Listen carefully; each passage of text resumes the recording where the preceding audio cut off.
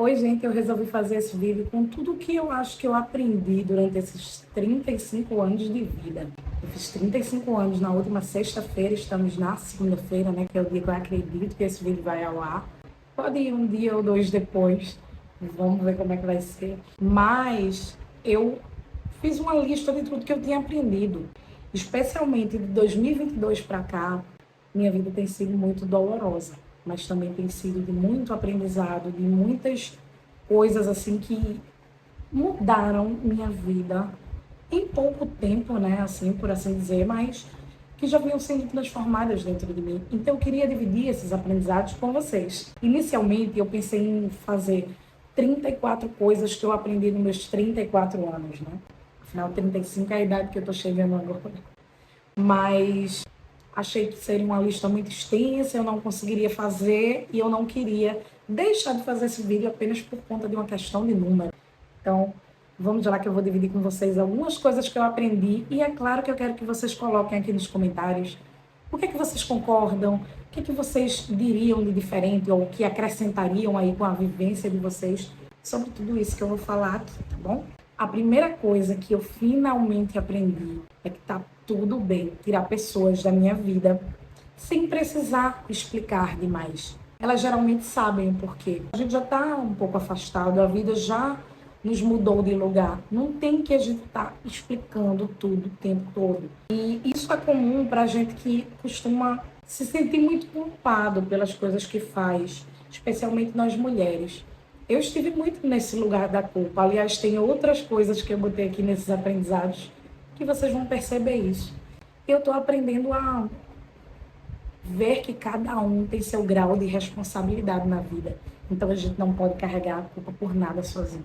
E já que eu tô falando de culpa, tem um outro aprendizado que eu entendi que a culpa ela é inútil para mim, porque o que eu vou fazer com ela? A não ser me sentir mal. Então ela é inútil e ela é conveniente para as pessoas ao meu redor.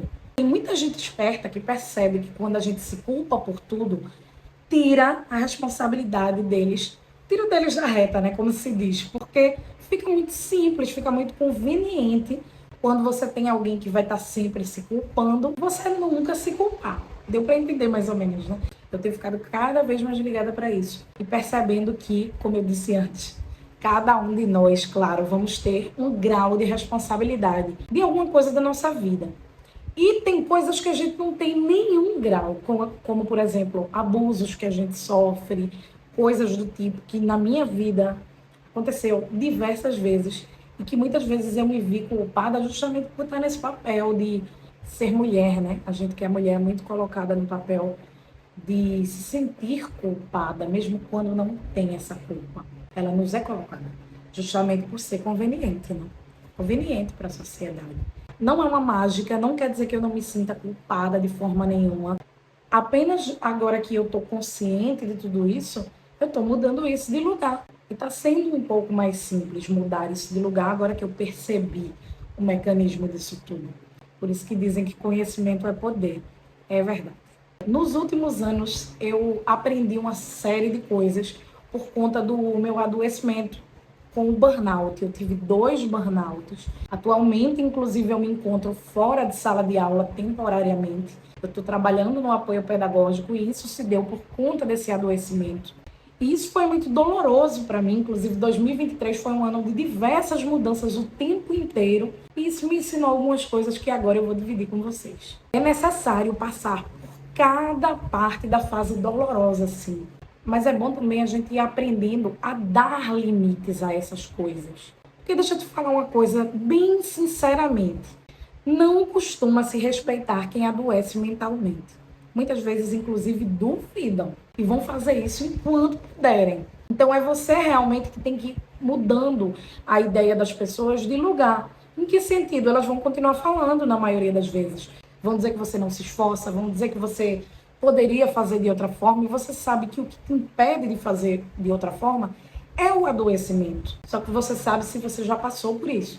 Infelizmente, é muito dura a forma com que trata a gente que adoece, especialmente por burnout, né? Porque o burnout é um esgotamento que vem do trabalho. Por mais que a gente tenha todo o respaldo médico, psicológico, a gente ainda assim fica tentando quase se colocar no lugar de culpa por ter passado por aquilo. E não tem, é novamente um lugar que a gente tem que sair. A gente tem uma parcela de responsabilidade. O burnout, é importante que se saiba, né? É uma corresponsabilidade ali. Tem uma parte que é responsabilidade sua, mas uma grande parte também que é responsabilidade do seu local de trabalho, que é sim adoecedor. Porque se não fosse, você não teria adoecido lá. E quando a gente fala de ambiente, transcende local, né? Porque tem muita gente trabalhando remotamente, desenvolvendo burnout. É tudo sobre como é ali aquela convivência, seja ela virtual ou presencial, que é geralmente muito abusiva. Uma outra coisa que o burnout me ensinou e que é muito dura é a questão da sua reputação, que ou você perde ela ou ela oscila o tempo todo. Porque a reputação é sobre o que acham de você, né? É sobre o que você mostra. Só que a reputação, ela tem uma coisa que tem muito a interferência do outro, né? O que o outro acha, o que o outro está vendo. E na questão do adoecimento pelo burnout, o outro dificilmente vê o que a gente está passando. Justamente essa reflexão que eu queria trazer aqui. A reputação, eu não vou mentir para vocês, ela realmente é muito mexida. Eu ouvi muita coisa difícil, especialmente no ano de 2023, relacionada à minha capacidade laboral, relacionada a quem eu era enquanto profissional. E eu ouvi isso não foi só de gente que eu já sabia que não gostava de mim. Eu tive que ouvir isso, inclusive, de gente próxima. E até hoje eu meio que tive que me afastar dessas pessoas, porque eu não soube mais lidar com aquilo ali. E muitas vezes nem falar claramente para a pessoa, olha, eu não gostei disso. E entra também, talvez, naquela primeira coisa de que tudo bem eu me afastar sem grandes explicações. Antes a pessoa tivesse tido o cuidado de perceber que a pessoa também não tem uma obrigação, né, de saber de tudo, mas pelo menos de ter uma empatia, de procurar realmente saber o que é está acontecendo antes de estar julgando.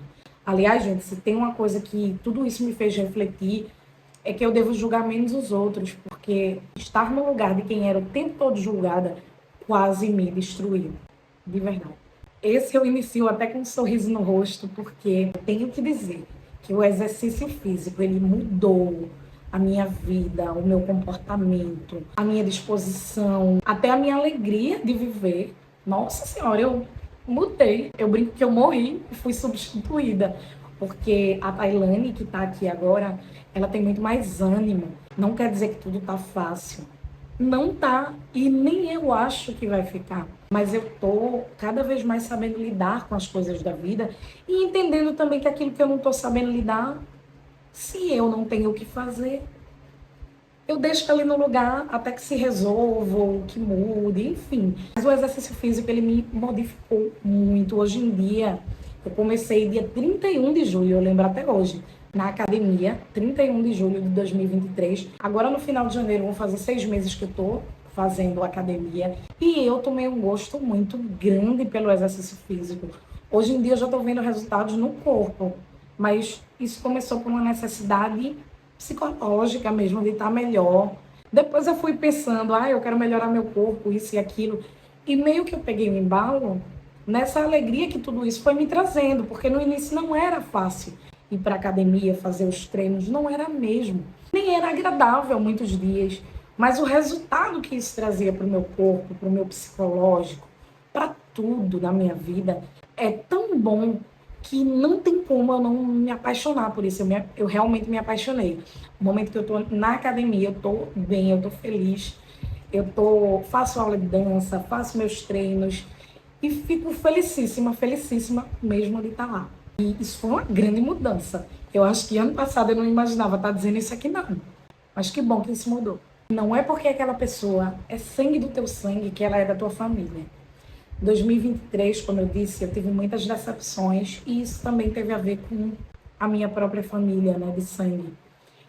E eu fui colocando algumas coisas no lugar, entendendo que tudo bem, não no sentido de aceitar alguns comportamentos e algumas coisas, mas de entender que se aquela pessoa não vai mudar, eu não preciso conviver com ela, eu não preciso lidar com aquilo dali e não preciso me culpar. Ponto final. Se vocês notarem, muitas coisas vêm derivando ali daquele primeiro aprendizado que eu falei, né? E isso tem sido mais leve para mim. Leve no sentido de que eu aceito. Não é que é algo feliz, mas é algo que eu aceito já como realidade. Nem tudo vai ser como a gente quer, né? mas que seja o melhor possível e que a gente consiga ir lidando e seguir na vida. Só que isso trouxe um outro lado também, de ver quais as pessoas da minha família que estão sempre junto, que estão sempre preocupadas, sempre amorosas. E eu aprendi a me aproximar ainda mais dessas pessoas e dar ainda mais valor para elas. Porque a reciprocidade está ali tão forte que é bom, é maravilhoso cultivar isso. É importante, né? Só existe relação se existe um lado e outro. A gente não tem como cultivar uma coisa sozinha. Então, se a gente vê um ambiente prolífico para isso, então vamos cultivar, né? Porque antes o que acabava acontecendo é que eu ficava mal por conta de umas pessoas que estavam sendo ruins, de fato, e não valorizava aquelas pessoas que estavam sendo boas. Eu acho que hoje eu estou conseguindo melhor separar o joio do trigo e valorizar ali quem está comigo, no bom e no ruim. E também estar com essas pessoas, porque nem tudo é sobre mim. Às vezes elas vão precisar de um apoio muito grande ali e eu preciso estar ali também. Dar essa força na medida do que for possível para mim, mas dar essa força para quem eu amo. Uma coisa que eu aprendi também é a não dizer mais, tal coisa me fez sofrer, mas me ensinou. Aquele relacionamento abusivo me fez sofrer, quase me matou, mas me ensinou. Na verdade, a gente aprende porque a gente tira leite de pedra e esse mérito é nosso. O mérito de aprender, mesmo em situações desfavoráveis, é nosso. Não é da situação. Então, é importante a gente separar isso também para a gente não romantizar, pelo amor de Deus. Não romantize situações difíceis. Se você aprendeu algo com aquilo, se dê esse crédito. Foi você que tirou leite de pedra. E eu aprendi, finalmente, que eu tirei leite de pedra em muitas situações. Isso até ajuda na minha autoestima, porque se, por um lado, às vezes eu me sinto mal por não conseguir uma coisa ou outra, a partir do momento que eu começo a reconhecer que eu estou fazendo esse esforço de aprender mesmo estando mal, quer dizer que isso é mérito meu. Uma outra coisa que se liga aqui com o conteúdo literário, né, do meu canal é que eu nunca mais vou ler no ritmo de antes. Eu não tenho mais a vida de antes. Eu não tenho mais o tempo de antes, nem as prioridades. Mas de uma forma assim até mais calma, a leitura tem voltado para o meu dia a dia há uns meses. Eu ando aceitando as mudanças, tanto em ritmo como em questão de escolha de leitura, tenho aceitado, tenho acolhido essas mudanças. Algumas coisas permaneceram, tem gostos que continuam aqui, como leitura de contos, leitura de poesia, mas eu tenho respeitado o meu ritmo e minhas mudanças. Eu acho que tudo é sobre isso. O canal ele não tem mais a mesma frequência que já teve. Eu vou lutar para ter uma frequência maior de pelo menos um vídeo por semana.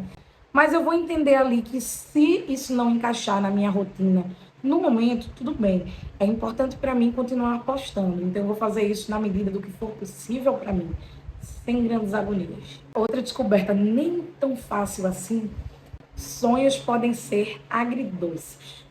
Ou seja, a gente acha que vai ser tudo lindo quando a gente for realizar aquilo que a gente quer. Na verdade, o que é muito bom acontece paralelamente a coisas que não são tão boas e que você tem que meio que dar atenção ali para mais de uma coisa no momento. E a vida adulta, né, gente? A vida está acontecendo na medida que também a gente está realizando nossos sonhos. E coisas decorrentes dessa própria realização podem te decepcionar. Por isso que eu aprendi que é agridoce. Porque, claro, eu romantizava muito. Quando eu, por exemplo, quando eu for lançar um livro vai ser maravilhoso. Eu, em breve, vou lançar um livro, aliás.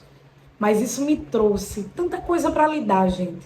Nem tudo eu vou poder dividir com vocês, porque toca em questões que têm a ver com outras pessoas e que eu não posso expor, né? Não tem a ver só comigo, mas me deixaram muito triste, muito decepcionada, mas também entendendo e acolhendo que a vida é assim mesmo.